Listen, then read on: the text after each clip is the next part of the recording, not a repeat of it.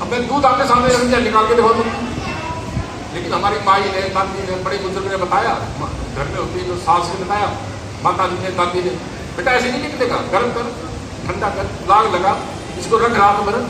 कई बार कपड़े से ढक देते हैं, ठंड होती है, रखते हैं ना, फिर उसको ढकते हैं, मक्खन आ गया। फिर वो मक्खन दूध नहीं बन सकता। इसी तरह हम सब जीव हैं।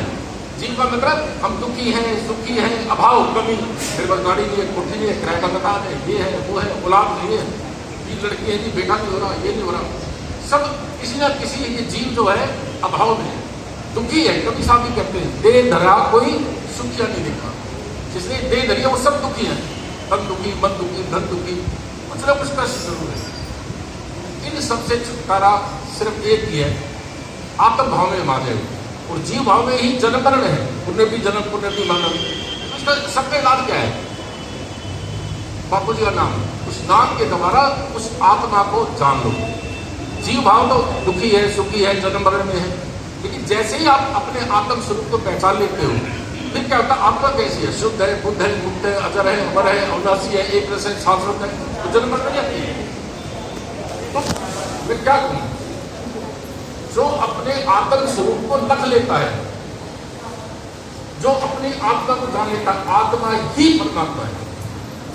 जितने भी आज तक ब्रह्मज्ञानी संत हुए, किसी भी देश में, किसी भी प्रांत में, सबने वही बोला है। इसलिए हमारे वेदों का अहम ब्रह्मस्मि जो जान लेगा। जैसे ही आप ध्यान के द्वारा, जैसे दूध को तरीके से करोगे तो मक्खन तो आएगा, ऐसे ही बापू जी जो विधि बताई है हिंदी में, विधि सही साफ बतानी नाम करो, इस विधि से करो, मक्खन निकलेगा। मक्खन आत्म स्वरूप, मक्खन को आत्म दृष्टि, दिव्य दृष्टि, दिव्य चक्षु वो खुल जाएगा।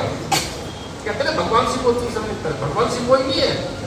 संत महापुरुष कहते हैं हम सबके पास तीसरा नेत्र है, क्योंकि हम सबका बंद है, खोलने की चेष्टा नहीं करते हैं। हमारे बापू जी हैं, हम कहते हैं ना अंतर्यामी है, एक कालदर्शी है, सब कुछ जानते कहते हैं ना। तो इन्होंने कैसे किया? कमाई करके बने ना। तो मेरा कहने का भाव जो है, आज ऐसे संतों का हम यज्ञ कर रहे हैं, महान संत, महान संत, महान संत, बात को समझो। तो मैं हाथ जोड़ के यही कहता हूं बार बार, अमल करो। अमल करने वालों का बेड़ा पार है। आए, पैसे दिए, पाठ रखवाया, ये करा, जरूर ये कर लो, फोन भी कर लो, सब कुछ कर लो, मना नहीं है। लेकिन मेरे भाइयों बहनों, जो बापू जी ने नाम दिया है, उस नाम का स्मरण करो। उस नाम के स्मरण करने से ही बेड़ा पार है, किसी और से होना नहीं। सर्व दुखों की औखद नाम, ये क्यों बोला? अब लोग समझते नहीं है। मतलब एक छोटी सी भाषा में बोल दिया, क्योंकि ये जीव कब नहीं कर सकता। जैसे बाबू हमनाथ जी महाराज, सत्यानंद जी महाराज, ओम जी महाराज, कितनी तपस्या की, देखो हम कर सकते हैं? नहीं कर सकते। हम नहीं, हम झूठ नहीं बोलते ना, हमारा आचरण सही है, ना खान पान सही है, ना व्यवहार सही है, ना घर में माँ बाप की सेवा है, सब जगह गड़बड़ी गड़बड़ है। तो कलयुग केवल नाम आधारा, संतों ने दया करके बता दिया, कलयुग केवल नाम आधारा। नाम ये नहीं जैसे लोग कहते हैं हरे राम हरे कृष्ण करते रहो, हरे राम राम राम राम लोग करते नहीं। कलयुग केवल नाम आधारा, नाम होना चाहिए। नानक नाम जहाज है, चढ़े से उतरे पार। वो नाम जिसके पास है उसका बेड़ा पार है, नीचे समझ रहा? वो नाम जिसके पास है उसका बेड़ा पार है। तो वो नाम का स्मरण करो, उस नाम के स्मरण से आप सहज ही भवसागर से पार हो जाओ। इसे कभी सामने का ये करने का खेल है, ज्ञान बुद्ध का नाई। कथनी छोड़ करनी कर, तब पावे बात समझो। कथने वाले, कथाकार, तथाकथित संत महात्मा जगह जगह टीवी खोलो, दुनिया है। लेकिन ये जरूरी नहीं वो आत्मज्ञानी आत्मनिष्ठ है या नहीं है, कोई गारंटी नहीं है।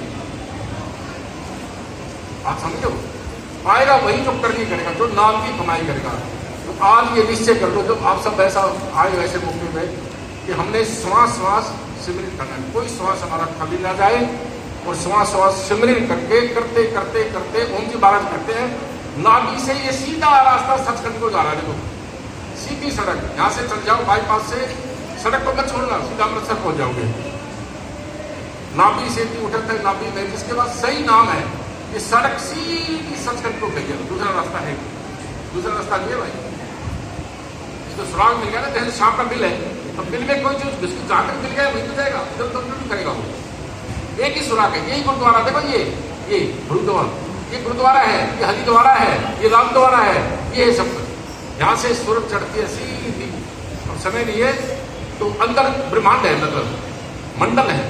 तो जैसे जैसे अंदर जाते हैं, अंदर ही जोत जलती है। बाहर जोत जलाते हैं प्रतीक है, आप मंदिर में जोत जलाते हो ना, भारी जोत से जलानी है, लेकिन सिर्फ जोत जलाते हो और अंदर की जोत जलाते तो कुछ होने वाला नहीं है।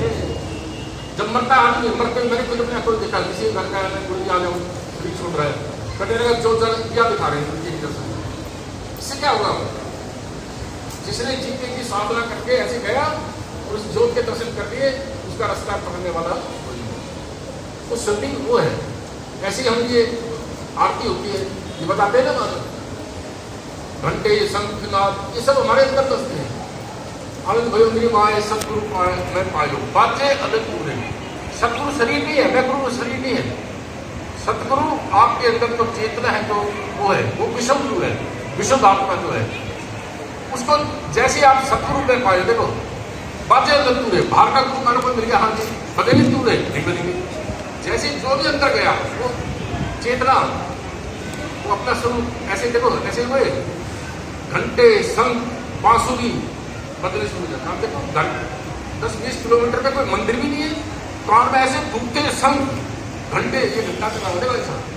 सुनो, कितने लोगों ने सुना होगा, अपना अनुभव करके देखो, आप अपने दिल पे हाथ रख के देखो, कितने लोगों ने अनंत सुना है, कितने लोगों ने जो किया तस्वीर की है, कितने दिन हो गए आपको साधना करते हुए।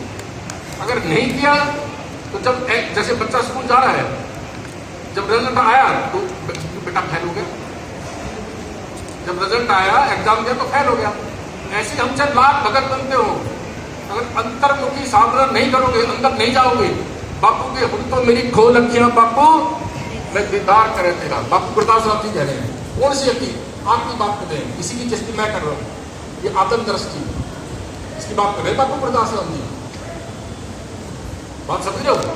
तो जो अंदर नहीं जाएगा तो उसका कल्याण होने वाला नहीं। तो बापू जी ने जो नाम दिया है, उस नाम का स्मरण करो, सेवा करो और अपने जीवन को सफल कर दो। गोविंद मिलन की ये परिक्रिया, ये शरीर हमें सिर्फ और सिर्फ परमात्मा को पाने के लिए मिला है, बापू जी को पाने के लिए। आप ध्यान से सुन लेना कि कार कोठी बंगले ये वो अफसर पद राष्ट्रपति प्रधानमंत्री, ये कुछ नहीं है।